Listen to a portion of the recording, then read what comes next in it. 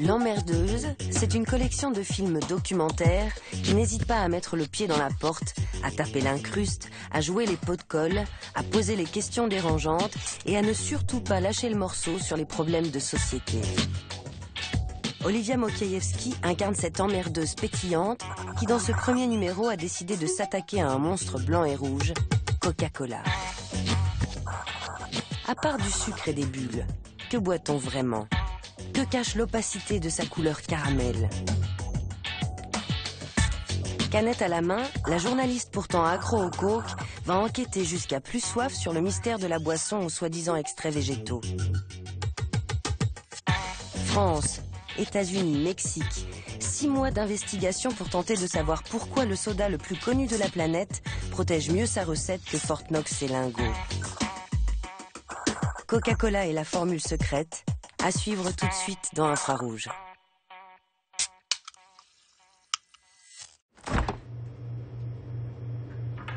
Là, c'est moi, Olivia. Et ça, c'est ma boisson préférée. Voici le geste que je fais 3 fois par jour, depuis plus de 20 ans. J'adore le coca, son goût sucré et son petit côté acide. J'en bois quand je suis en tournage, au bureau, avec mes amis. Quand j'ai soif, quand j'ai pas soif. J'en bois par habitude, par plaisir, par réflexe. J'en bois en vacances, après le sport. Je crois que je suis accro. Si je calcule bien, dans ma vie, j'en ai bu 7000 litres. Je ne sais pas si vous vous êtes déjà posé la question, mais je commence à me demander ce qu'il y a dedans. Surtout que sur la canette, il n'y a pas beaucoup d'informations.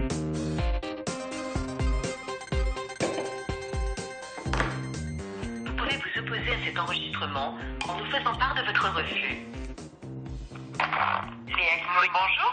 Oui, bonjour madame, je suis bien au service consommateur ? Oui, vous êtes au service consommateur Coca-Cola. Oui, bonjour. Je vous appelle parce que je consomme très régulièrement votre boisson. En fait, je voulais savoir ce que vous mettiez dans le coca. Donc le Coca-Cola classique, c'est de l'eau qui est gazéifiée avec du sucre et des arômes naturels. D'accord, et tout ce qui est et arômes naturels, c'est quoi ? Dans les arômes, ce sont les extraits végétaux. Et c'est quoi alors, les extraits végétaux ? Alors par contre, ça fait partie de la recette secrète. Il y a très peu de gens dans le monde qui connaissent la composition exacte de la liste exacte de l'ensemble des arômes qui lui donne son goût unique. Donc la réponse est claire pour vous ? Allez, la réponse est claire. D'accord, je vous remercie de votre appel, je vous souhaite une bonne journée. Merci à vous, au Au revoir. revoir madame. Bon, ce qui est clair, c'est que je n'ai pas ma réponse. Alors la formule secrète la mieux gardée au monde, je vais aller la chercher moi-même, quitte à passer pour une emmerdeuse. Et je vais même en faire un film.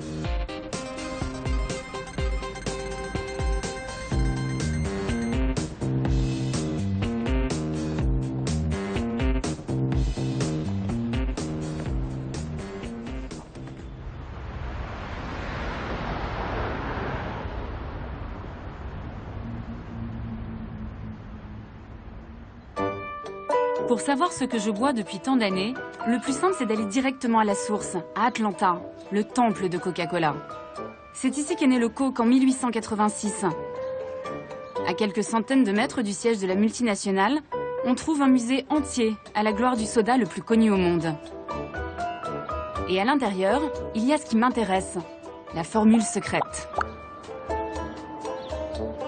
L'année dernière, Muhtar Kent, le big boss de Coca en personne, l'a déposé dans un immense coffre-fort. En tout cas, c'est ce qu'il prétend.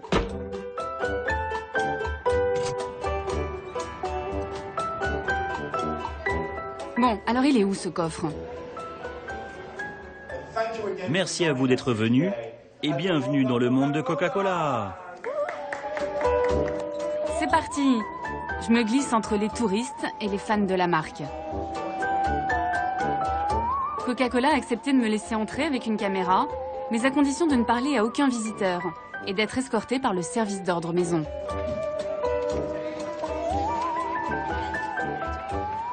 Regardez là. Ce qu'on veut nous montrer ici, c'est le monde merveilleux de Coca-Cola. Comme dans la pub, où quand on ouvre du coca, on ouvre du bonheur. You're so sweet. C'est dommage que tu parles pas, tu vas pas pouvoir me donner la formule. What's the secret formula? Tell me. Qu'y a-t-il dans cette boisson pour que là, à cet instant, plus de 78 millions de personnes ouvrent tout un Coca-Cola dans le monde. Chaque jour, le groupe vend 2 milliards de boissons. Je réalise à quel point cette histoire de secret est devenue un véritable outil marketing. Suivez-moi. Et côté mise en scène, avec les Américains, on est rarement déçus. A secret formula for the most deliciously different taste the world has ever known. A secret formula for all that is, was, and ever will be the heart of Coca-Cola.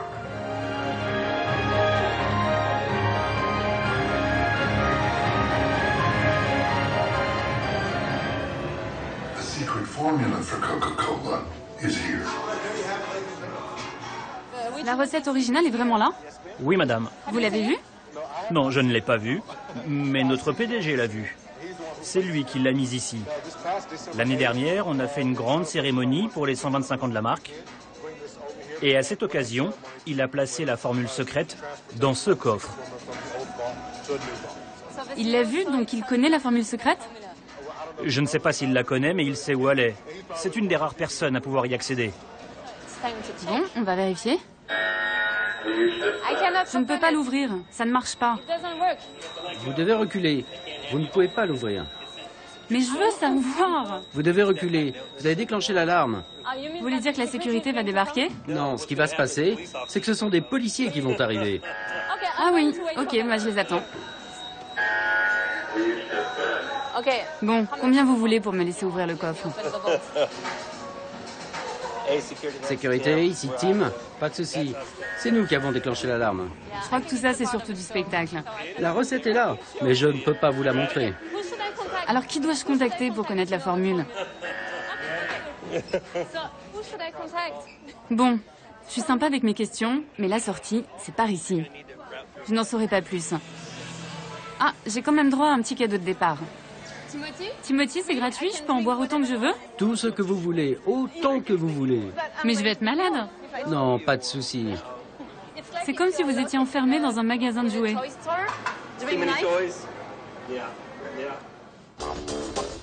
Ok, c'est pas ici qu'on me donnera la formule. Pourtant, s'il y a un endroit au monde où je peux en savoir plus, c'est bien à Atlanta. Depuis plus d'un siècle, les bulles de coca pétillent dans les veines de la ville et de ses habitants. Ici, on est Coke, on grandit Coke, on adore Coke.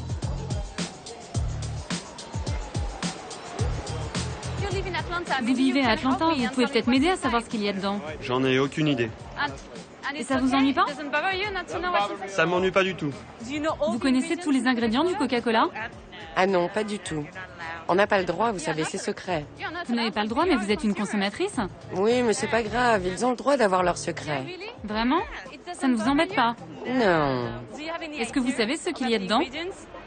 Ce qu'il y a dans le coca? Non, ils gardent ça très secret. Et vous n'êtes pas curieuse de savoir ce que vous buvez? Non, j'aime ça, c'est tout. Vous leur faites confiance? Bien sûr. Je suis la seule à vouloir savoir ce qu'il y a dans le Coca-Cola. C'est dingue. La seule? Pas tout à fait. D'autres avant moi ont tenté de percer le mystère Coca. Des concurrents de la marque, des fans, des chimistes ont même analysé la célèbre boisson. Sans succès. Difficile de trouver quelque chose quand on ne sait pas ce qu'on cherche. Personne n'est parvenu à identifier la totalité des ingrédients, jusqu'à l'année dernière, où une radio américaine a annoncé une découverte incroyable. Nous pensons que nous avons trouvé la recette originale du Coca-Cola. Et je ne plaisante pas. Je ne plaisante pas, la recette la plus secrète du monde. Je l'ai là. On l'a trouvée dans un vieux journal. C'est un journaliste, un certain Charles Selter, qui aurait publié la recette originale du Coca-Cola.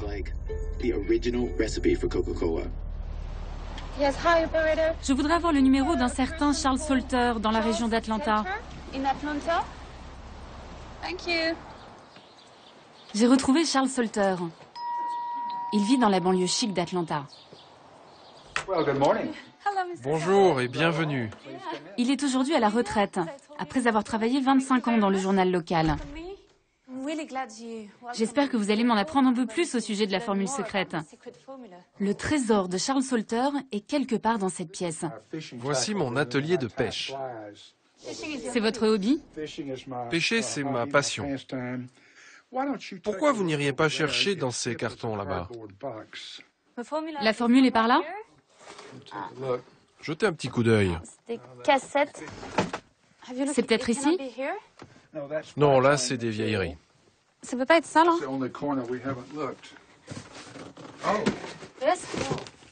Voilà. C'est excitant. It's so exciting. So you think Vous pensez qu'elle est là? Ah, voilà la photo. Je l'ai prise en 1979. J'avais un ami qui vivait dans la région. Il tenait un drugstore à Gainesville. Et un jour, il me dit, « Charles, il faut que tu vois quelque chose. » Et là, je vois un document intitulé « L'authentique Coca-Cola ». Quand j'ai vu ça, je me suis dit, « Mon Dieu, j'ai l'histoire de l'année. » Ce document daterait de 1910.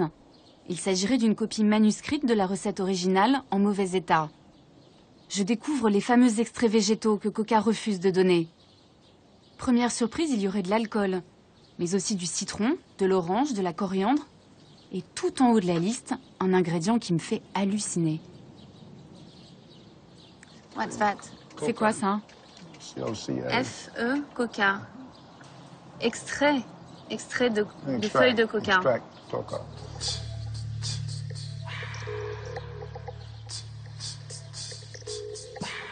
Vous avez dû être surpris quand vous avez vu qu'il y avait de la feuille de coca.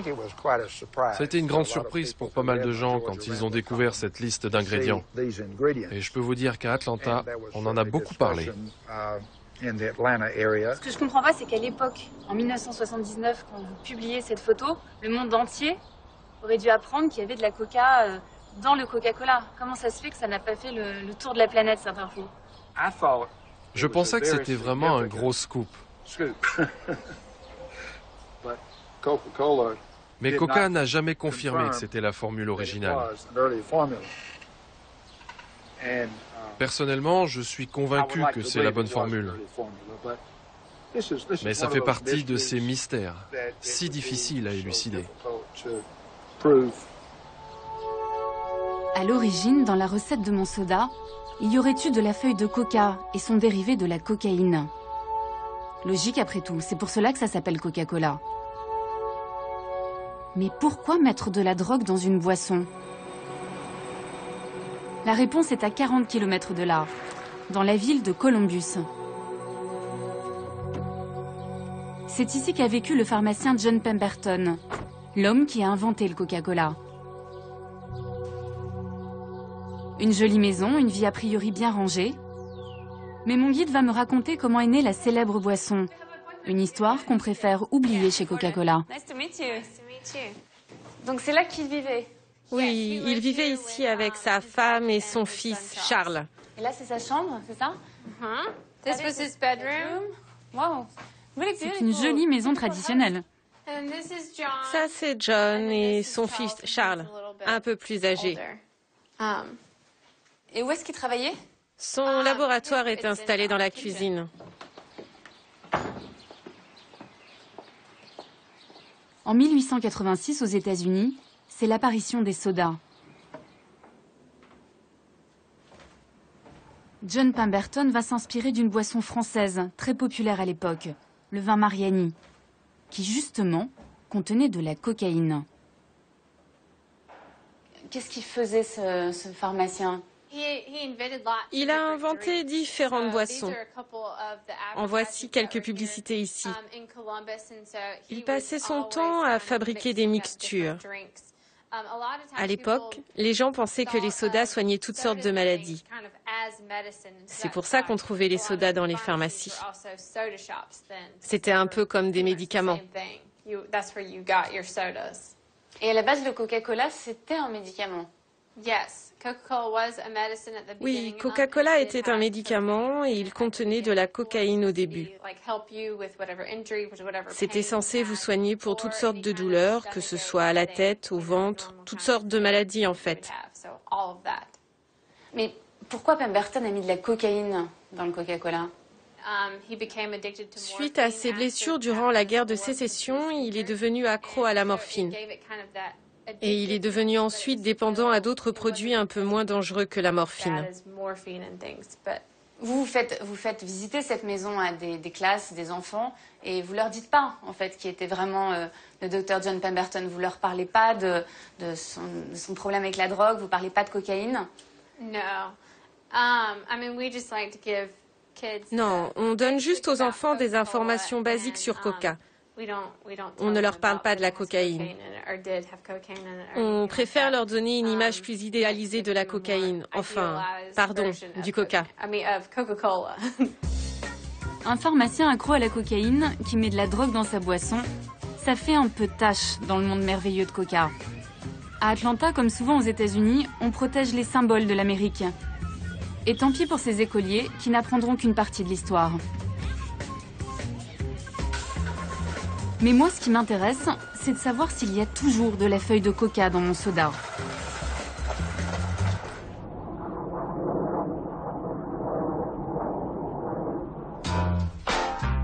À 2000 km d'Atlanta, j'ai rendez-vous avec l'un des rares Américains qui ose défier la marque la plus puissante du monde. Au pied du pont de Brooklyn, voici le repère de Ray Rogers, le fondateur du collectif Killer Coke. Avec un tel nom, au moins le message est clair. Depuis 10 ans, ce syndicaliste consacre toute son énergie à dénoncer la face cachée de Coca-Cola. Hi. Hi, I'm Olivia. Olivia, glad to meet you. Yes, so glad to have you here. C'est le porte-parole de tous ceux qui se disent victimes de la multinationale. Ramon, vous avez été viré et vous avez dû retrouver un nouveau boulot. Louise, vous, qu'est-ce qui vous est arrivé? Autour de la table, une quinzaine d'employés ou d'anciens salariés des usines Coca-Cola de New York. Ensemble, ils ont porté plainte pour harcèlement moral et discrimination raciale. Je découvre une autre version du monde magique de Coca-Cola. Ces ouvriers fabriquent le soda pour des millions d'Américains. Ils ne connaissent pas la recette, ils mélangent seulement le sirop de cola avec de l'eau, avant de le mettre en bouteille. Vous avez déjà entendu parler ou vu des feuilles de coca? On en a entendu parler, mais ils ne nous laissent jamais voir la production, car le sirop n'est pas fabriqué chez nous. Mais oui, on a entendu des choses. Est-ce que vous pensez qu'il y a des produits utilisés qui sont dangereux? Sans aucun doute possible, oui. On reçoit le sirop dans des gros barils. Il y a une grille tout autour et un autocollant indiquant que c'est dangereux, corrosif. Un jour, j'ai vu un de ces barils s'ouvrir. Le produit a littéralement bouffé la peinture au sol. Ça l'a enlevé. En fait, c'est de l'acide très puissant. Les gens chargés de nettoyer ne pouvaient pas toucher ce truc avec les mains. Mais normalement, c'est juste du sucre et des arômes naturels. Non, non, non, non, non, non, non. J'aimerais que ce soit ça. Mais ce n'est pas le cas. Ils ne veulent pas qu'on sache ce qu'ils mettent dedans. Je ne comprends pas comment un gouvernement peut autoriser une entreprise à commercialiser un produit dont la recette est secrète. Nos enfants en boivent. Des employés en colère qui se posent les mêmes questions que moi. Une entreprise qui refuse de me répondre, c'est pas gagné. Mais après tout, même les secrets les mieux gardés finissent un jour par s'éventer. Ray Rogers va me révéler une information embarrassante pour Coca. Il m'emmène loin des beaux quartiers de New York. Direction, l'un des ports du New Jersey. Selon lui, c'est ici que la compagnie continuerait d'importer discrètement l'ingrédient préféré du pharmacien Pemberton. Impressionnant, non? C'est ici qu'ils reçoivent les feuilles de coca qu'ils importent de Bolivie et du Pérou. Ça arrive ici? Oui, ça arrive ici. Les feuilles de coca ne sont autorisées dans ce pays que pour 2 raisons. Un, pour les préparations médicales. Et l'autre, c'est pour Coca-Cola, qui l'utilise dans certaines de ses boissons. Et à ma connaissance, c'est la seule façon d'importer légalement de la feuille de coca de Bolivie et du Pérou. Ça veut dire qu'aujourd'hui, aux États-Unis, en dehors des laboratoires pharmaceutiques, Coca-Cola est la seule entreprise à pouvoir importer de la feuille de coca ici. Oui, Coca ne veut pas l'admettre, mais ils en utilisent encore dans certaines de leurs boissons. La question qu'on peut se poser, c'est qu'est-ce qu'ils font avec? Pourquoi est-ce si important dans leurs boissons et pourquoi ils ne le reconnaissent pas? Car si vous regardez sur leur bouteille, vous ne verrez jamais cet ingrédient. C'est écrit nulle part, non? C'est intéressant, parce que selon moi, s'ils cachent leurs recettes et qu'ils parlent de recettes secrètes, c'est justement à cause de la feuille de coca. C'est probablement un des secrets qu'il ne faut pas dévoiler. Il y aurait donc toujours de la feuille de coca dans mon soda. Est-ce que c'est pour ça que je suis si accro? Non, impossible. La cocaïne a été interdite en 1906 dans le Coca-Cola. D'après Ray Rogers, les feuilles seraient aujourd'hui utilisées uniquement pour leur arôme, leur goût amer. Et pour se débarrasser de la cocaïne, la firme d'Atlanta ferait appel à une société spécialisée, la Stepan Company. Bonjour madame, j'ai appelé plusieurs fois et je n'ai eu personne. J'aimerais savoir si c'est bien ici que vous transformez la feuille de coca. Je vais voir si quelqu'un peut vous répondre. Non, nous n'avons pas le droit de parler de nos clients ici. Donc, personne ne peut me dire si vous importez bien de la feuille de coca du Pérou? On ne parle pas de nos clients. On ne peut pas vous aider. Et il n'y a pas de responsable? Bon, merci. Au revoir, passez une bonne journée. Il n'y a pas moyen? Mais quand même, je pense que j'ai le droit de savoir, non? Merci, au revoir. Visiblement, il n'y a pas que chez Coca qu'on a le goût du secret.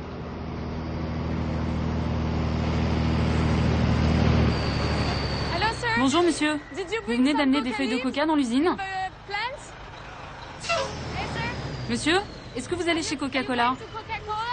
Je ne vais pas chez Coca, mais ma cargaison va chez Coca. Pourquoi? Stepan importe de la feuille de coca, n'est-ce pas? Je ne sais pas ce qu'ils font. Mais qu'est-ce que vous transportez? J'ai des barils de liquide. Quel genre de liquide? Je sais seulement que ça va chez Coca. C'est peut-être du sirop, j'en sais rien. Vous ne savez pas ce que c'est? C'est un liquide alimentaire. Je veux savoir ce que je bois, donc je cherche à connaître les ingrédients. Ils ne nous laissent pas savoir. Oui, c'est secret. Bien sûr, comme toujours. Stepan fournirait donc un mystérieux liquide à Coca-Cola. Mais ce produit a-t-il oui ou non un lien avec la feuille de coca? Excusez-moi, vous vivez ici? J'habite à côté. Est-ce que vous connaissez Stepan? Ouais, je connais. Vous savez ce qu'ils font? Il y a longtemps, j'y travaillais. Ils faisaient de la cocaïne. Ils faisaient de la cocaïne? Je vous parle de ça il y a 15 ans. Ils faisaient de la cocaïne. C'est ce qu'on m'a dit. Et maintenant, vous savez ce qu'ils font? Je travaille plus là-bas. Coca-Cola continue d'utiliser de la feuille de coca. Oui, bien sûr. Et on m'a dit que c'était ici qu'elle était transformée. C'est possible, puisqu'ils fabriquent de la cocaïne pour les labos pharmaceutiques. Excusez-moi, vous êtes au courant qu'il y a une usine juste en face qui importe de la feuille de coca? Vous en avez entendu parler? Non, pas du tout. L'entreprise s'appelle Stepan. Ils fabriquent de l'extrait de coca pour Coca-Cola. Vous êtes au courant? Non.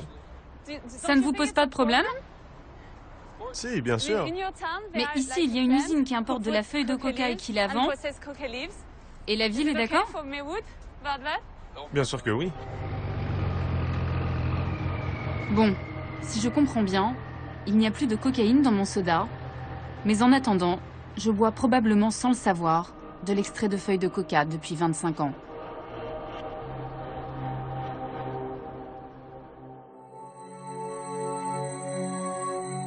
Je veux simplement connaître la composition d'un soda et j'ai l'impression d'enquêter sur le secret de la bombe atomique. Après 2 mois de demande d'interview, 12 appels et 21 mails, Coca-Cola États-Unis va me donner la même réponse que la filiale française du groupe. Yes, Amanda. Oui, Amanda, désolée. Je ne vous entendais pas avec mon téléphone portable. Je voulais simplement vous dire que vous n'aurez aucune interview de la part de la compagnie aux États-Unis. Vous êtes en train de me dire que je ne pourrai parler à personne chez vous aux États-Unis, c'est bien ça? Oui, c'est exact. D'accord, je vois. Merci d'avoir essayé. Ok, j'ai compris. Avec Coca, mon seul droit c'est d'en boire, sans jamais me poser de questions. Pourtant, les États-Unis, eux aussi, s'interrogent sur leur boisson nationale. Coca-Cola est de plus en plus montré du doigt, non pas à cause de la formule secrète, mais au sujet d'un ingrédient que cette fois-ci tout le monde connaît.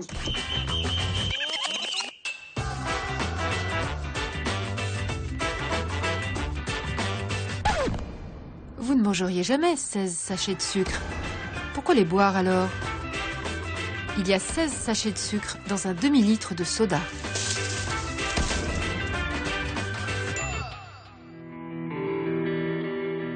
À l'autre bout du pays, un État a déclaré la guerre au soda. Je pars en Californie. Ici, il est désormais interdit de vendre des boissons sucrées dans les lieux publics ou dans les écoles. Il faut dire que 40% des Californiens sont en surpoids ou obèses. Alors tout est fait pour diaboliser le soda, surtout auprès des jeunes. The cost so cheap and it tastes so sweet, but in a few years it'll rot on your teeth.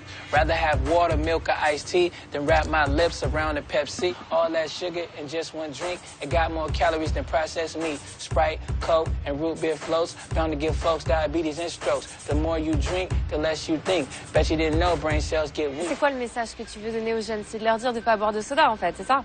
Il faut plus boire du tout de soda. Ça peut faire du mal à trop de gens. Tu commences tout petit, en grandissant tu continues, ça fait partie de toi, et tu deviens tellement accro. T'es pas branché si tu bois du coke, pas du tout. Faut que tu boives de l'eau ou un truc plus sain. Arrête! Tu sais pas ce que ça fait sur ton corps. Ok, donc si je veux être cool, il faut que j'arrête. Ouais, si tu veux être cool, faut que t'arrêtes le coca. Mais on ne change pas si facilement l'American Way of Life. Face à eux, les anti-sodas ont des machines de guerre comme Coca, qui dépensent des milliards de dollars en publicité. On y va. La bataille est encore loin d'être gagnée. Pour me le prouver, le leader californien des anti-Coca m'invite à déjeuner dans ce qu'il appelle un désert alimentaire.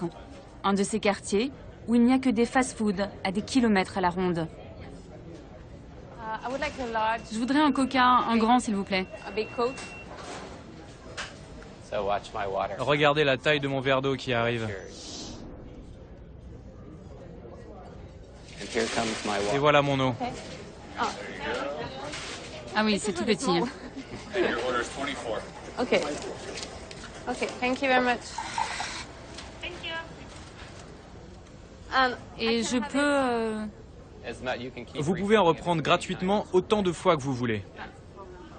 C'est un gros problème. C'est ça le problème, hein. Je peux en avoir autant que je veux. Je peux venir me servir quand. Servez-vous copieusement, et si ça ne vous suffit pas, revenez et prenez-en encore. C'est un déjeuner équilibré, ça. Vous avez suffisamment de calories, ça va? C'est un demi-litre, ça. Oui, c'est même un peu plus. C'est 75 centilitres. Un Américain boit en moyenne 170 litres de soda par an.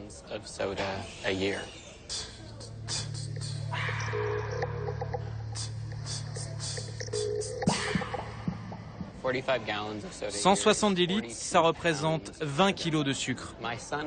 Mon fils pesait 20 kilos à l'âge de 5 ans. Donc l'Américain moyen boit l'équivalent d'un enfant de 5 ans par an. C'est un tsunami de boissons sucrées. C'est quoi l'intérêt pour les grandes compagnies de soda d'augmenter la taille? Parce que c'est toujours le même prix, c'est très peu cher. Donc c'est quoi leur but? Pourquoi ils veulent augmenter les quantités? Je pense que tout ce qu'ils font, ils le font pour augmenter leurs ventes. Si vous en buvez beaucoup aujourd'hui, il y a de grandes chances que vous en buviez plus demain.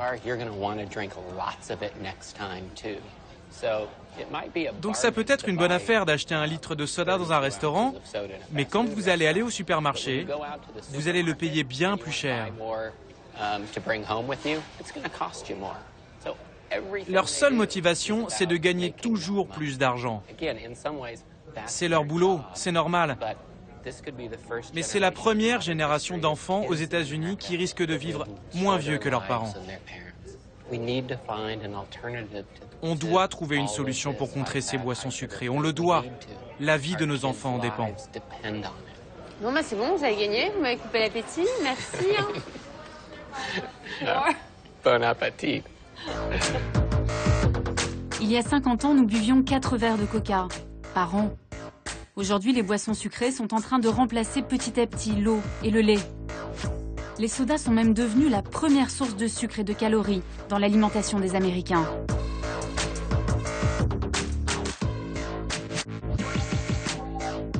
Il y a quelques mois, l'un des plus grands spécialistes de l'obésité a alerté l'opinion mondiale. Selon le docteur Lustig, le sucre qu'on aime tant dans les sodas est tout simplement un poison. Est-ce que vous pouvez me montrer l'équivalent de sucre qu'il y a dans cette canette? Est-ce qu'on peut voir combien ça fait? Cette canette contient 39 grammes de sucre. Une cuillère à café, c'est 4 grammes. Donc en gros, elle contient 2, 3, 4, 5, 6, 7, 8, 9 Oh là là. et 10. Ça, c'est la quantité de sucre contenue dans cette canette. Donc quand je bois ça, j'ingurgite en fait cette quantité de sucre. Exactement. Aucune différence. Ok. Moi, je sais que j'ai du mal à arrêter. J'essaye d'arrêter, de diminuer ma consommation, mais j'y arrive pas. C'est à cause de ce sucre que je suis dépendante? Absolument. La raison pour laquelle les gens ne parviennent pas à arrêter de consommer ces boissons, c'est parce que le sucre a un impact sur une partie précise du cerveau. Et ça devient difficile d'arrêter. C'est pour ça que nous avons des enfants et des adultes qui ont une vraie dépendance au sucre. Alors, quel est l'effet que ça produit sur le cerveau? Ça affecte le mécanisme de la récompense. La même zone que la nicotine, la cocaïne, les amphétamines, l'héroïne, la morphine. Ça provoque le même effet. Le besoin augmente en permanence. Car le problème, c'est que plus vous en prenez, plus le neurotransmetteur dans le cerveau, la dopamine, se met en marche. Et plus le système a besoin de doses importantes pour provoquer le même effet la fois d'après. Et ce phénomène s'appelle la tolérance. Quand vous arrêtez de consommer, vous avez des symptômes physiologiques. Et c'est la combinaison de tout ça qui fait que vous devenez dépendant. Aujourd'hui, on sait que le sucre fait exactement le même effet que toutes les autres drogues, en plus faible, bien sûr. Moi, je vois de plus en plus d'enfants, même très jeunes, boire du Coca-Cola. C'est quoi l'effet sur leur santé? C'est terrible. C'est un désastre qu'on constate tous les jours. Dans les cliniques pour obèses, les gamins ont des taux de lipides identiques à ceux que l'on voit habituellement chez des patients de 65 ans.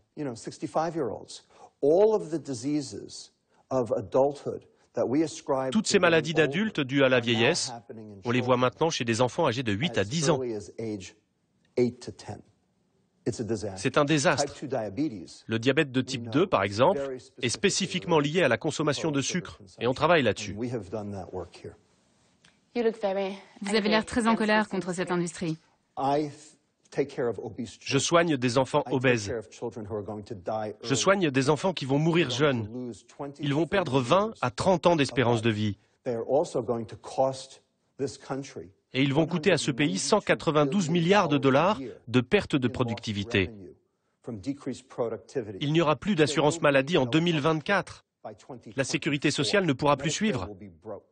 J'ai de bonnes raisons d'être en colère. Je suis médecin et mon rôle est de soigner des gens. Et je ne peux pas le faire si l'industrie alimentaire les détruit.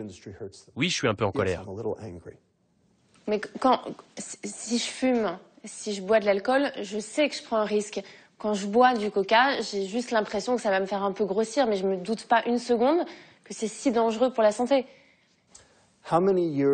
Combien d'années allez-vous perdre si vous fumez 2 paquets de cigarettes par jour? Environ 20 ans. C'est à peu près la même chose si vous buvez 2 canettes de soda par jour. Vraiment? Really? C'est presque pareil. Donc, un coca, tout le monde s'en fout. 10 000 coca, vous allez mourir. Really? Vraiment. Mourir de quoi? Attaque cardiaque, AVC, cancer, démence, diabète. En même temps, moi, ça fait 25 ans que je bois 2 canettes par jour et je suis en bonne santé, je suis pas obèse. Qu'est-ce que vous en savez? Vous n'êtes pas obèse, c'est sûr. Mais vous êtes certaine d'être en bonne santé? Et peut-être que vous faites assez de sport pour éliminer les graisses, pour brûler les calories. Et si c'est le cas, tant mieux. Le problème, c'est que vous n'êtes pas représentatif du consommateur moyen. C'est sûr qu'après ça, on voit les choses un peu différemment. Voici vos sodas. Et votre obésité. Vos maladies cardiaques. Et votre accident cérébral. Attendez! Vous ne voulez pas votre diabète aussi?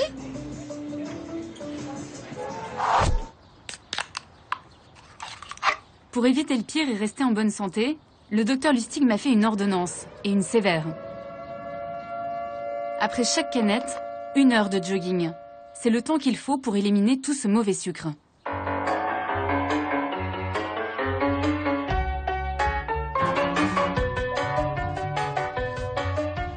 Je vous dis pas quand j'en prends 3 dans la journée.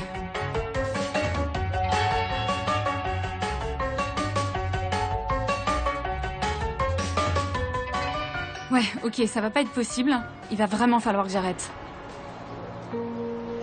À moins que... Est-ce que la solution, c'est ça? Est-ce que la solution, c'est les soda light, les cola light? Parce que du coup, il n'y a plus de sucre, donc il n'y a plus de problème. Tout le monde veut savoir pour les édulcorants. Moi le premier. J'aimerais bien savoir si c'est la solution. Mais il y a un problème. On ne sait absolument rien à leur sujet. On ne sait pas comment l'aspartame agit sur votre système énergétique ou sur votre métabolisme. On ne sait rien de tout ça. On n'a aucune donnée, et tant qu'on ne les a pas, je ne peux rien vous dire, car je suis un scientifique. Comment pourrais-je vous dire que les soda light sont une solution? On ne sait absolument rien sur les édulcorants. Et pour l'instant, ça reste un mystère.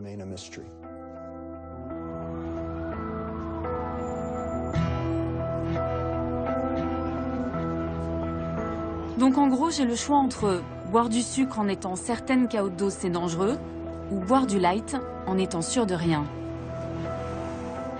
Dans les 2 cas, il y a un ingrédient auquel je n'échapperai pas.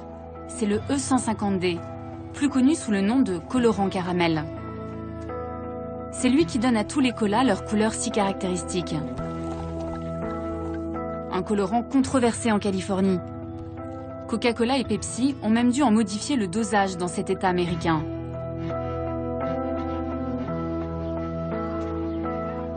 Le scientifique à l'origine de ce nouveau scandale m'a donné rendez-vous dans ce diner.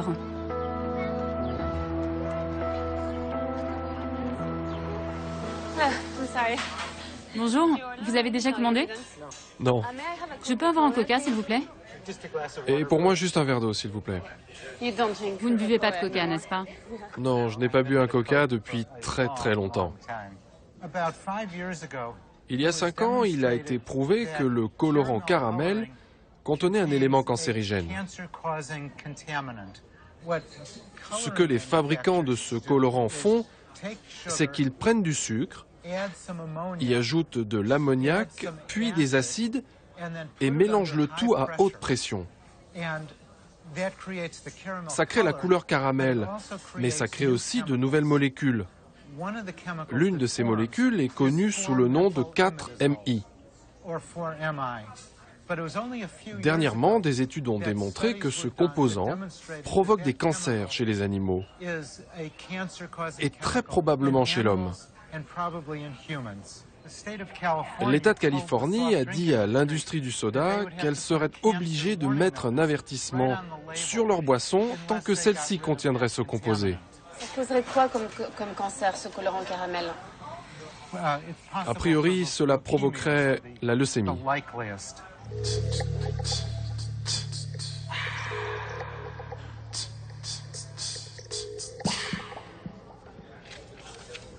Il y a quelques semaines, je lui ai envoyé des canettes achetées en France, histoire de comparer. Car j'ai appris que la recette varie en fonction des pays. Ok. Et en ce qui concerne la France, ça veut dire que le niveau qu'il y a dans les canettes que je vous ai envoyées est supérieur au seuil fixé par la Californie? Voici la limite californienne. Elle est désormais de 29 microgrammes pour une canette. Les canettes françaises de Coca-Cola classique contiennent, elles, 79 microgrammes, soit plus de 2 fois ce seuil autorisé en Californie. Et les 2 canettes de Coca Light dépassent presque 3 fois cette limite. Donc, si par exemple ma canette française qui contient 79 microgrammes de MI4, je l'avais achetée en Californie, qu'est-ce qu'il y aurait écrit sur la canette? La Californie exigerait un avertissement sur la canette du genre « Ce produit est, selon l'État de Californie, susceptible de provoquer des cancers chez les animaux ». Ce ne serait pas une bonne pub. Si 50 000 personnes consomment un Coca-Cola une fois par jour, cela provoquerait un cancer à l'une d'entre elles, soit un cas sur 50 000. Ce n'est pas énorme, mais si vous multipliez par la population totale de la France, le chiffre augmente considérablement. À ce jour, seule la Californie s'est attaquée à ce colorant chimique. En Europe, du côté des autorités sanitaires, on n'est pas inquiet. Entre le colorant potentiellement cancérigène, les risques de diabète et tout le reste, je commence un peu à angoisser. J'ai l'impression qu'il y a un problème derrière chaque ingrédient. Est-ce que c'est normal que la boisson la plus consommée au monde soulève autant de problèmes? Coca-Cola ne veut pas me répondre? Ok, je vais aller voir Muhtar Kent, le PDG, celui qui a caché la formule secrète. Et je vais aller directement chez lui. Cher Monsieur Kent, je réalise un documentaire sur le Coca-Cola. J'essaye désespérément de vous contacter depuis 2 mois.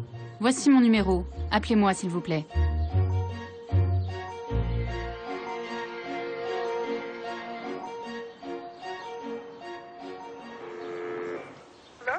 Bonjour. Désolée de vous déranger. Je cherche à joindre Monsieur Kent. Je viens de France et j'aimerais vraiment le contacter. J'ai tout essayé. Comment est-ce que je peux arriver à lui parler? Vous pouvez attendre quelques minutes, s'il vous plaît?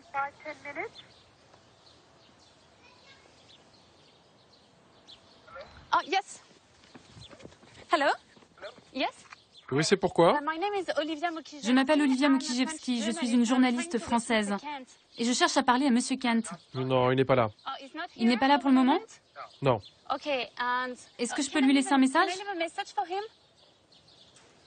Oui. Je lui laisse un petit mot, juste là. Il y a mon nom, mes coordonnées et ma demande. Hello?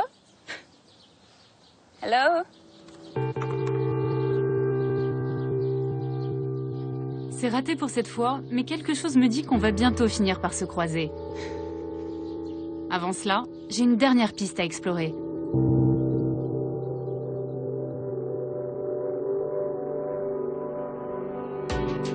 Elle concerne un autre ingrédient de Coca et pas n'importe lequel. Le principal, l'eau. Il en faudrait en moyenne 3 litres pour faire 1 litre de Coca-Cola. À San Cristobal, au Chiapas, l'eau, ce n'est pas ce qui manque. Cette région est le réservoir du Mexique. Un paradis pour les fabricants de soda. Ce n'est donc pas par hasard si dans les années 80, la firme américaine a choisi d'installer ici l'une de ses usines.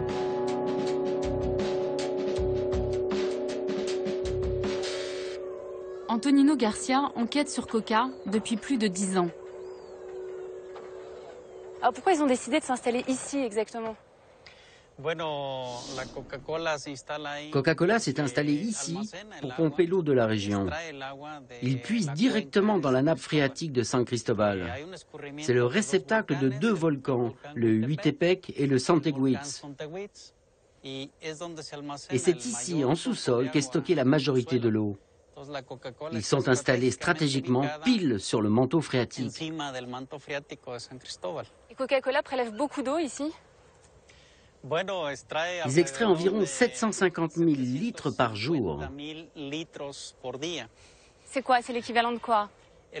Ce volume d'eau permettrait d'alimenter 10 000 habitants de la ville tous les jours.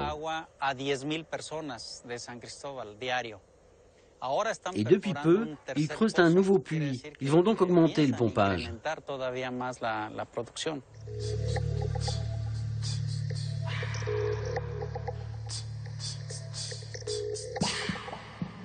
Mais j'imagine qu'avec le nombre de litres d'eau qu'ils prélèvent chaque jour, ils doivent payer très cher et dédommager la région pour tout ça, non? Non, pas vraiment. Ici, la gestion de l'eau n'est pas vraiment très équitable. Aujourd'hui, on ne connaît pas les chiffres, mais en 2003, ils ont payé environ 25 000 € pour l'année. C'est ridicule. 25 000 € pour des centaines de millions de litres d'eau. Le principal ingrédient de Coca ne coûterait quasiment rien à la compagnie. D'après Antonino, si le géant américain est si bien traité au Mexique, c'est grâce à Vicente Fox, le président du pays jusqu'en 2006. Et devinez ce qu'il faisait Vicente Fox avant de devenir président. Eh bien, il était PDG de Coca-Cola Mexique.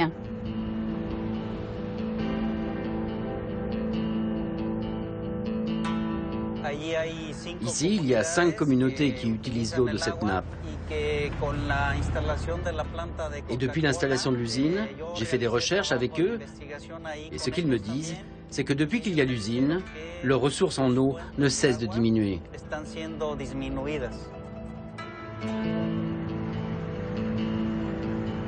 Les premières familles touchées se trouvent à Ocotal, sur les flancs du volcan, juste au-dessus de l'usine de Coca. Bonjour Thomas. Buenas tardes. Olivia. Thomas est le chef de la communauté. 10 personnes vivent dans cette maison. Et depuis quelques années, leur quotidien est devenu une vraie galère. Il n'y a pas d'eau. Et c'est comme ça tout le temps? Quand les nappes sont basses, on reste sans eau. Au-dessous d'un certain niveau, ici, on ne peut plus avoir d'eau.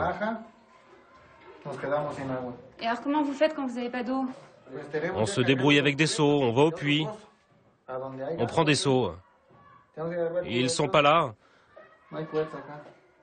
On les prend pour laver le linge, la vaisselle, ou pour faire à manger. Les coupures d'eau sont de plus en plus longues. Alors à Ocotal, on est heureux quand il pleut. On prend cette eau et on la met là. Bon, là, c'est de l'eau de pluie, c'est comme ça que toute la famille se lave, c'est ça? Et pour laver le linge? C'est cette eau qu'on utilise. D'accord. Mais cette eau, elle n'est pas potable? Non, mais on la boit quand même. On la prend, cette eau, on la sort d'ici et on la boit. Ok? Ça va, c'est pas... Ça nous désaltère. D'accord, mais vous n'êtes pas malade quand vous buvez cette eau? Nous, les adultes, ça va. Mais pour les enfants, ça pose un problème. Qu'est-ce qui se passe avec les petits, alors? Ils sont malades? Ils ont mal à l'estomac, ils vomissent, ils ont la diarrhée. Ah oui? D'accord, mais vous n'avez pas le choix, vous êtes obligé de leur donner cette eau. Non, on n'a pas le choix. Mais au moins, on n'a plus soif.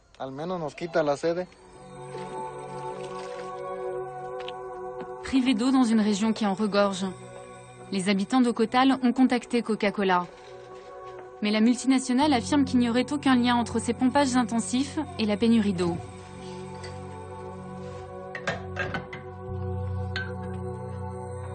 Comble de l'ironie, quand il n'y a plus d'eau au village, les enfants boivent du soda.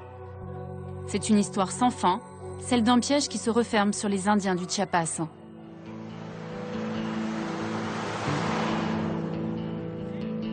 Les Mexicains sont devenus les plus gros consommateurs de coca au monde.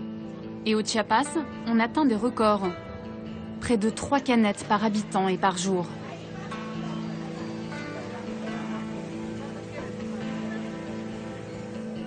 Ce n'est pas ici que je vais commencer mon sevrage. Quand on veut boire quelque chose dans le coin, il n'y a pas vraiment le choix. J'ai rendez-vous avec un médecin qui dénonce cette omniprésence de coca au Mexique. Marcos! Ah, je suis contente. Ça va bien. J'avais peur de m'être trompée d'endroit parce que des boutiques qui vendent du Coca-Cola, il y en a partout sur la route. Ça a été quoi le déclic? Pourquoi vous vous êtes intéressé à cette boisson? Je suis venu au Chiapas pour travailler auprès des réfugiés sur les problèmes de malnutrition. Je me suis aperçu que c'est dans les 2 premières années de la vie qu'on définit les habitudes alimentaires. Et ici, les mères donnent des sodas à cet âge-là à leurs enfants. Et donner tant de sucre si jeune provoque fatalement une addiction au sucre. On dit quoi? On dit qu'il y a eu une coca-colonisation du Mexique? Oui, c'est un terme qui a été employé par le rapporteur spécial des Nations Unies l'an dernier. Il a été impressionné par la coca-colonisation du Mexique. Si vous voulez m'aider, cliquez à chaque fois que vous voyez un point de vente. D'accord, donc je clique dès que je vois une boutique qui vend du coca. Alors là, il y en a une. Ok, pour l'instant, il y en a un. Ah, 2. C'est incroyable. 4. C'est incroyable parce qu'elles sont à côté. 5. Tenez, regardez, il y en a un autre ici. D'accord, alors là, on est donc en plein milieu des montagnes, à 2500 mètres d'altitude. Et on a fait quelques centaines de mètres et on a déjà vu 7 boutiques qui vendent du Coca-Cola. 8. C'est terrible. Il n'y a rien d'aussi facile à trouver que le coca. Vous voyez, c'est le nom de la ville dans une bouteille de coca. Mais comment c'est possible ça? C'est possible et c'est terrible. Regardez, il y a encore 2 boutiques côte à côte. Enfin des légumes. Là, il y a des légumes, ils vendent pas de coca. On en a combien là? Là, j'en suis à 166. En 42 km, c'est incroyable. Un pays repeint en rouge et blanc. Le modèle économique parfait pour Coca-Cola. Jusque dans les villages les plus reculés du Chiapas, la multinationale a mis en œuvre une stratégie imparable. Et le Coca-Cola, c'est ce que vous vendez le plus? Oui. Au mois, j'en vends environ 8 caisses. Et 10 caisses quand il y a du monde. Au mois, hein. Et les frigos? Ils sont loués. C'est une prestation. Je ne peux pas dire qu'ils me les ont offerts, parce que c'est une location tant que je vends leurs produits. Est-ce que dans le frigidaire, vous avez le droit de mettre des produits qui ne sont pas des produits Coca-Cola? Non. Seulement des produits de Coca. Tous les produits qui sont à l'intérieur viennent de la société Coca-Cola. Uniquement les produits de Coca-Cola. Si les gens veulent boire quelque chose de frais, ils doivent acheter des produits Coca-Cola. Exactement. C'est comme ça. Muchas gracias, señor. Hasta luego. Merci. Au revoir. Donc là, il y a même des Marcos, des bouteilles de 3 litres. À 3 litres, c'est quoi? 21 pesos, ça fait 1,20 €. 1 litre de coca pour 7 pesos, alors que l'eau est à 8. Le litre d'eau est à 8 pesos, donc 3 litres, ça fait 24 pesos. Et on compare avec le coca qui fait 21 pesos. Le Coca-Cola est moins cher que l'eau. Mais c'est ça le problème. Oui, c'est moins cher que l'eau. Et ce que dépensent les gens dans le coca, c'est de l'argent en moins pour acheter les produits de base. Aujourd'hui, les Indiens du Chiapas ne peuvent plus vivre sans coca. À tel point que la marque a même réussi à s'imposer dans la religion. Elle remplace le potch, la boisson traditionnelle dans les cérémonies sacrées.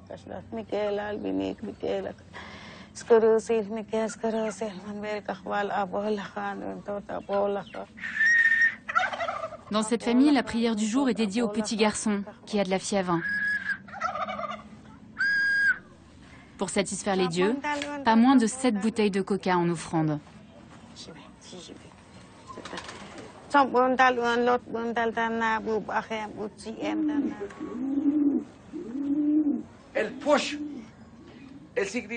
Le posh, c'est l'alcool local. Avant, ça servait à chasser les mauvais esprits. On l'utilisait pour ça. On en faisait don pour notre corps, pour notre âme, pour notre esprit. Et maintenant, on y a rajouté le Coca-Cola. Ce sont nos croyances. On croit que ça chasse le mal. Et on voit ça partout dans le Chiapas. Au Guatemala, dans toute la région. C'est notre culture maintenant. Le Coca-Cola, ça permet de chasser les esprits parce que du coup on rote et donc l'esprit est chassé du corps, c'est ça? Oui, c'est ça. Okay. C'est notre croyance. Et Coca s'en est emparé il y a 30 ou 40 ans. Au Mexique, 70% de la population est déjà en surpoids ou obèse. Selon l'Observatoire mexicain de la santé, en 2020, ce sera 100% de la population. Je retourne pour la dernière fois à Atlanta.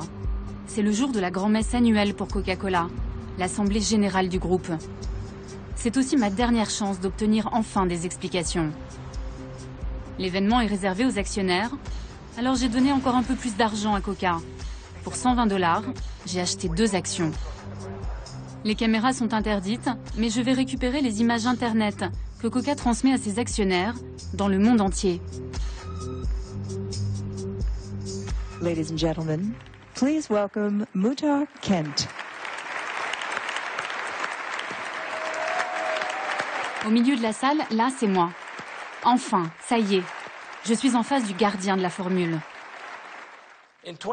En 2011, nous avons augmenté notre gamme de produits de 4% et nos ventes globales de 8%. Au total, Coca-Cola, votre compagnie, a généré 47 milliards de chiffre d'affaires l'an dernier. Plus les gens boivent du coca, plus les bénéfices sont en hausse. Et ça fait plaisir aux actionnaires.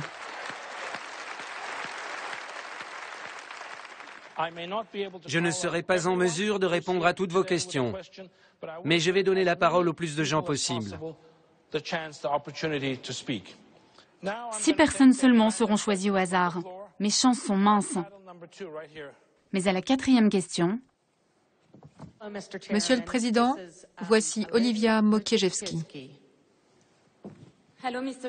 Bonjour, Monsieur le Président. Je viens de France pour être avec vous aujourd'hui. Monsieur Kent, vous êtes probablement l'une des rares personnes dans le monde à savoir ce qu'il y a dans le coca.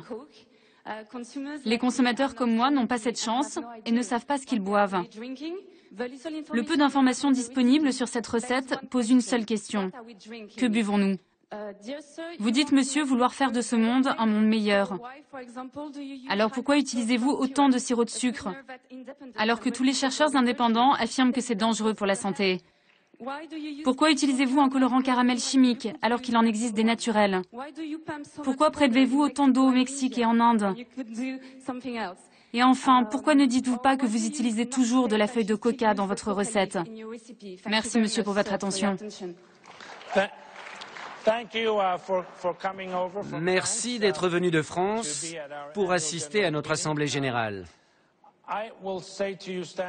Je tiens à vous dire clairement que nos 3000 produits sont sains.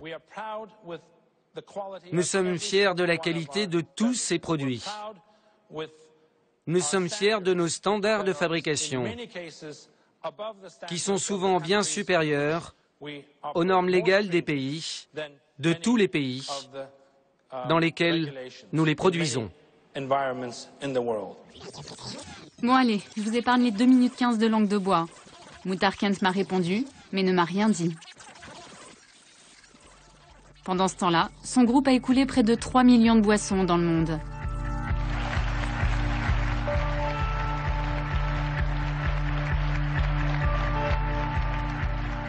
À la sortie, je vais retrouver Ray Rogers, le fondateur de Killer Coke. Lui aussi était à l'Assemblée Générale. Ça fait 10 ans qu'il vient poser des questions qui fâchent, et comme chaque année, il a fait chou blanc. Alors ça se termine devant le siège de la multinationale, avec une manif de 12 personnes.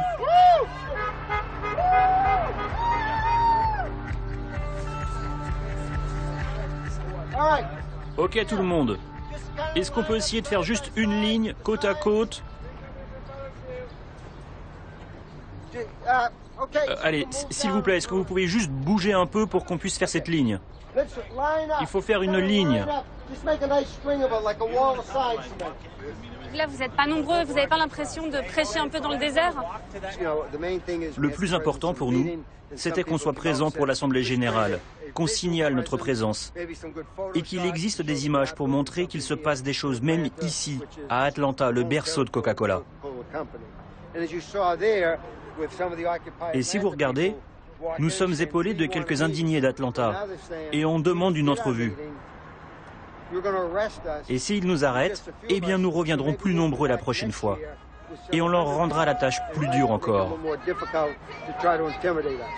Donc c'est un peu David contre Goliath. Mais ici, nous sommes des centaines de David.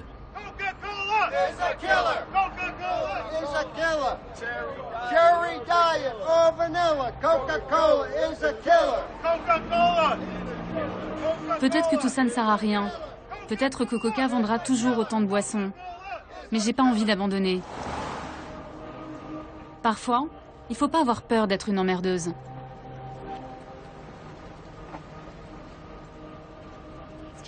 Excusez-moi, monsieur, je suis journaliste.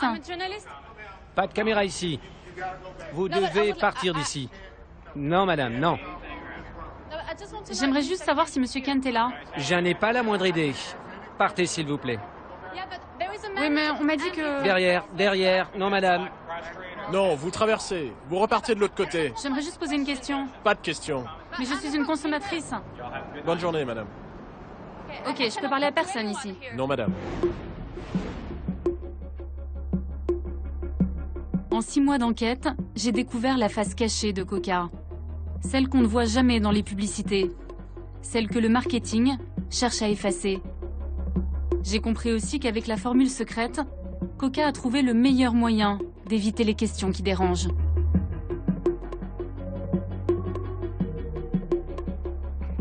Bon, je sais toujours pas exactement ce que je bois, mais j'ai quand même pas mal d'indices. Et si ça se trouve, je suis pas très loin de la formule secrète. Alors, le meilleur moyen de le savoir, c'est d'essayer. Donc je vais tenter de faire du coca avec ce que j'ai. Et on n'est pas à l'abri d'une bonne surprise. On va commencer par l'eau.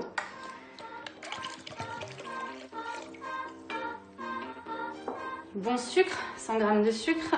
Pour l'instant, je pense que jusque-là, je suis dans le vrai. Fameux colorant caramel. On va en mettre quelques gouttes seulement. Bon, déjà, là, on se rapproche de la couleur. Ah, alors ensuite, feuille de coca. Mais je ne m'appelle pas coca, donc moi, je ne peux pas en importer. Alors, je vais me contenter du maté. C'est de l'infusion de feuilles de coca. Quelques gouttes de vanille.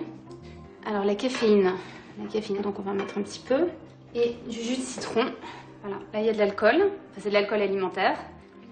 Bon, là je vais m'attaquer aux fameux arômes naturels, ceux qui sont si secrets. Il y a de l'orange, du citron encore, la noix de muscade, fleur d'oranger.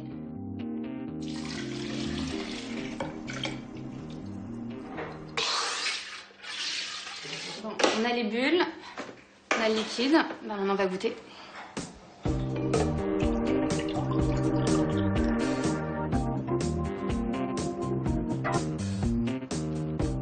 Ouais. Un peu le goût d'un cola bon marché. J'en bois trop, moi. J'arrive pas à juger. Allez, Bruno, viens goûter. Dis-moi ce que t'en penses. Ok.